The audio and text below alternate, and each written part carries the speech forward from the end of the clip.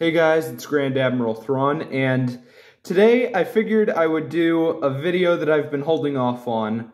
Now, throughout the month of May, I'm going to be doing a lot of Star Wars videos, so I figured I should do one that's not Star Wars. And this is a video I've wanted to do, but I've just never had the right moment, so I figured I might as well do it now. If you've seen my Transformers 10 Dumb Complaints thing, it's basically that, but for the Venom movies. This is where I take 10 complaints about a franchise and explain why I disagree with those complaints. Sometimes it's because there's a thing in the movie that they just didn't know, and sometimes it's just a complaint that is so stupid and I point out why it's so stupid.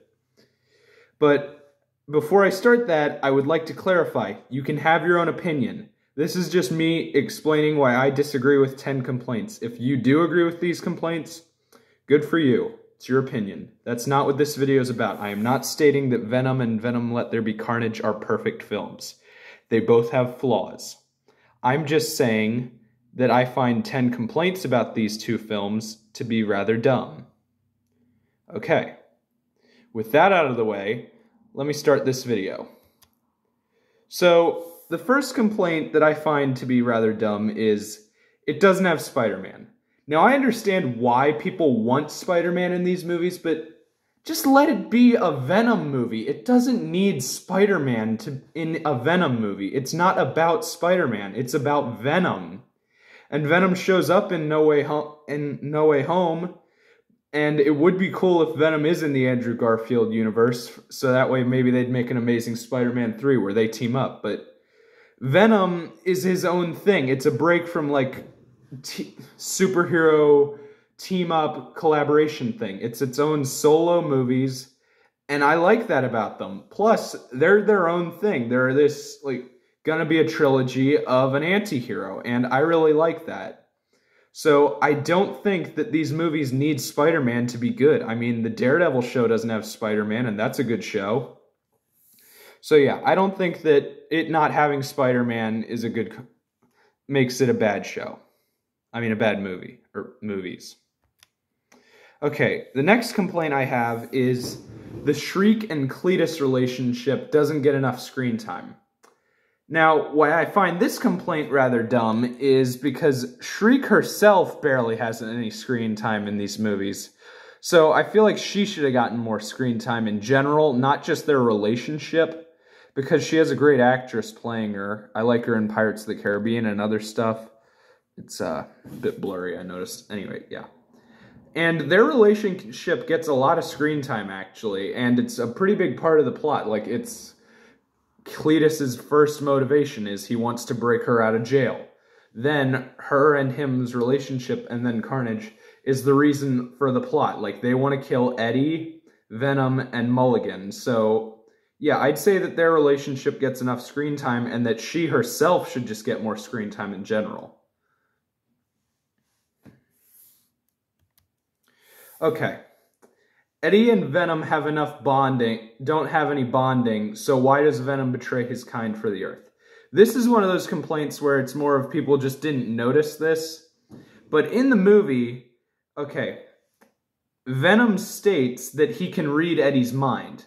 Plus, Venom says that on my planet I'm kind of a loser, but on Earth, he's kind of like amazing. He's better than every other human, so he's finally got a chance to be something cool. Plus, there's that scene on top of the building where Venom finds how this planet is peaceful. And then with Venom being able to read the minds of hundreds of other symbiotes across the multiverse, which they say in Venom 2, but I'd understand that. He doesn't need that. Plus, he can read Eddie's mind, and him and Eddie have a symbiotic connection, okay? That means that they're the perfect host for Venom. Like, he's the perfect host for Venom.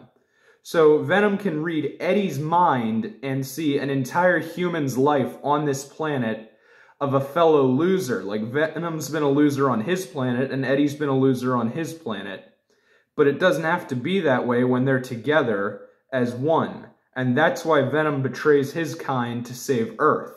That, and he's grown quite fond of Eddie, which is what he even says in the movie. So I can understand if you do disagree with this opinion, but there are several reasons why I don't. Okay. Woody Harrelson does a bad performance. I gotta disagree here because he does seem like an insane serial killer. He talks about how he killed his mother, his father, his grandma. He talks about how he killed all of them. Well, actually, no, wait. No, I don't remember if his father was one. But then they show, like, in an animation, he drills into a puppy's head. That is psychotic, okay? He is insane, and he is insane in the movie. His performance comes off as an insane person. Him as Carnage, it's pretty good. I mean, it's not like how Eddie and Venom are, where Tom Hardy is playing both characters and they have good, like, connections while they're talking to each other, because him and Carnage don't actually talk to each other that much. But in what they do, it's pretty good. So I would very much disagree with this complaint. Woody Harrelson does do a good performance in this movie. Alright. This has to be the stupidest complaint I've heard about these. It's made by Sony, not Marvel. Sony, who made Into the Spider-Verse, everyone who makes this complaint's favorite Spider-Man movie. That just doesn't make sense. You're complaining that Sony's a bad studio when it comes to making movies, but your favorite Spider-Man movie is Spider-Verse. Plus all the Tobey Maguire trilogy, the Andrew Garfield Amazing Spider-Man 1. I will give you Amazing Spider-Man 2, but no, the first one is very good.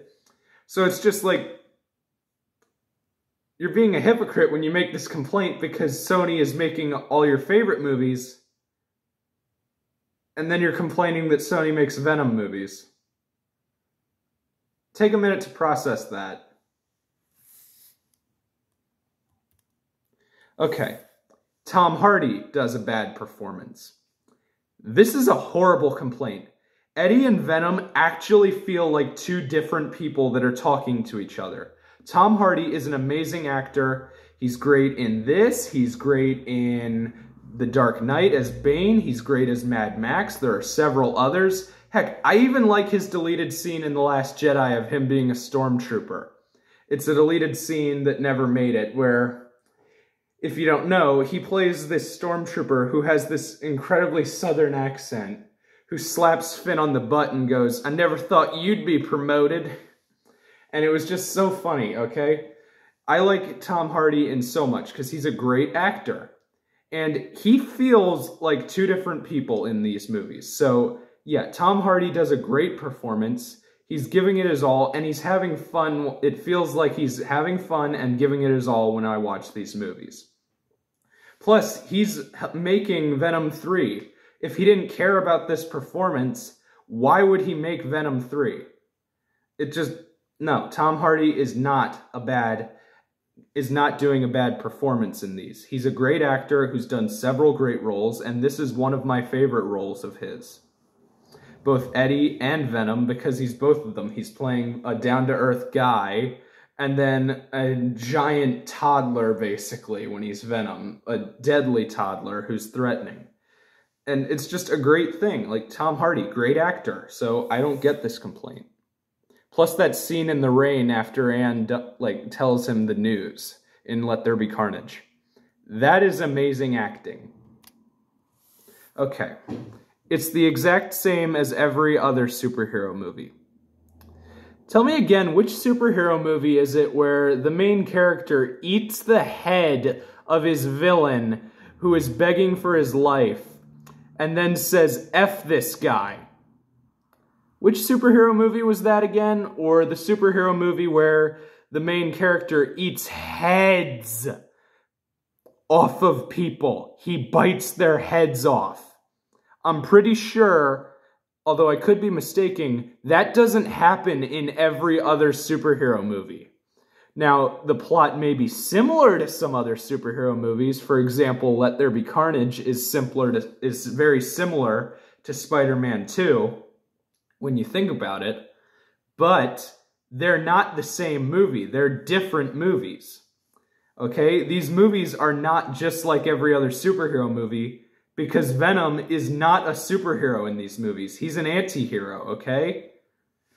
Now, you could just make that claim of same v same powers versus that in the final act. No, Riot is more powerful than Venom, and Carnage makes Venom practically pee himself and hide back inside of Eddie before they have their final fight, okay? It's not like every other movie. Venom nearly loses in both of the final battles. Plus, Shriek has her superpower is one of the only two things that is harmful to a symbiote. So yeah, I'm pretty sure these are not just same v sames and the same as every other superhero movie, because it has the main character eating people's faces. Okay? The closest one this is the closest other superhero movie this is like to is Moon Knight, because the main character has multiple personalities inside his head. And even then, they're not that similar. And I know Moon Knight's a show, but still. Okay. They're PG-13. I understand where this complaint is coming from, but if you threw in blood, these movies are R-rated, okay? Blood is the one thing keeping these from R rating. They've said the F word, they've had the main character eating people, they've had violence that if they just showed blood would be R rated, and they've had foul language, like I already said. So yeah, these movies are practically R rated just without blood. If they included blood, they'd be R rated. So I can understand if you want to see blood in these movies, but they still have great action, so, I mean, what's the point? He still eats a guy's face and head off of the body. So what's the difference between that and just the same thing, but with a little blood? Just a little blood, okay? Now, I understand if you do want the blood and would like these to be R-rated, but they're basically the same thing as they would be with R rating, just no blood. So I don't think there is that big of a deal here. Okay. This is my least favorite Venom complaint of all time, because people don't actually understand the complaint. The complaint that drives me nuts every time I hear it is that all it took to make Carnage was for Cleatus to bite Eddie. This is not true. It's half of what it took, but they also inject lethal chemicals into Cleatus's body to kill him. Those mixed with the Carnage thing to form those mixed with the, not Carnage, Venom that he bit, okay? And they created Carnage. It wasn't just like if a mosquito bit Eddie. Although I do like that joke in how it should have ended for Let There Be Carnage. That is a funny joke. It's just, there's more to it than that, and people take that joke as if that's all it took. A bite from Eddie, and you've got Venom. Boom. That's not all it took. It took lethal chemicals that are meant to put someone down. Okay? Cleatus was a serial killer on deathbed, okay? It was not just any ordinary chemicals then, okay? Those were lethal, mixed with a bite from a symbiote, and that's what it took to make Carnage. Which, the only thing I have that's weird about that is that Venom says that is a red one, but it doesn't seem like this has ever happened before where a symbiote has been bitten and then mixed with those chemicals. So maybe they just have red symbiotes and then Carnage is a red symbiote. I don't know. That's the only thing that didn't make sense to me. But yeah, this complaint. Anytime someone makes it, it drives me nuts. Although I do find that joke and how it should have ended to be funny. That's the one time I like this complaint. Okay. The other complaint that drives me nuts. I don't even remember where I heard this one from. The CGI looks bad. Take a look at the picture on the left. Now take a look at the picture on the right. Which of the two looks better? If you said the one on the left, you're nuts, because the one on the right is amazing CGI. Venom has never actually looked bad with CGI. Okay, maybe Carnage could have looked a little better, because that red didn't really fit him. But still, Venom has amazing CGI. And then, even in 2021, he still looks really good with COVID and everything. His CGI looks better than No Way Home's Lizard, because honestly, Lizard did not look that good in No Way Home. Yeah, in No Way Home, that's my one complaint with CGI. Like, Lizard looked way better in 2014. But yet, Venom has zero issues with their CGI during COVID. So yeah, these movies do not have bad CGI.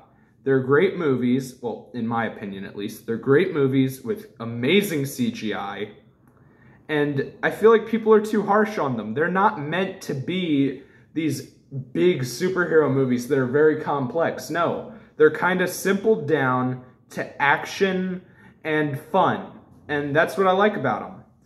Plus, they took a very cool Spider-Man villain and turned him into,